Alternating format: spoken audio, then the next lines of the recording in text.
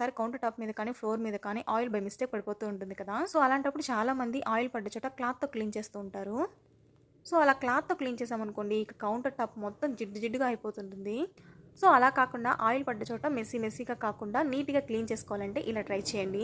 Oil పడ్డ చోట కొంచెం గోధుమ పిండిని కానీ మైదా పిండిని కానీ చల్లేసి ఈ వీడియోలో చూపిస్తున్నట్టుగా క్లీన్ చేసేసుకున్నారనుకోండి, అసలు ఆ ప్లేస్లో ఆయిల్ పడ్డదా లేదా అనేది కూడా మనకి తెలియదు అనమాట. సో అంత ఈజీగా క్లీన్ చేసేసుకోవచ్చు. తర్వాత నార్మల్ వాటర్ చల్లేసి డ్రై క్లాత్ తోటి క్లీన్ చేసేసుకోవచ్చు. సో చూసారు కదా ఎంత నీట్గా క్లీన్ అయిపోయిందో. ఎప్పుడైనా యూస్ అనిపిస్తే ట్రై చేయండి. సో చూసారా కొంచెం కూడా జిడ్డు లేకుండా ఎంత నీట్గా క్లీన్ అయిపోయిందో. ఒకవేళ బై మిస్టేక్ బట్టల మీద ఆయిల్ మరకలు పడ్డాయనుకోండి, వాటిని క్లీన్ చేయాలంటే చాలా కష్టం కదా.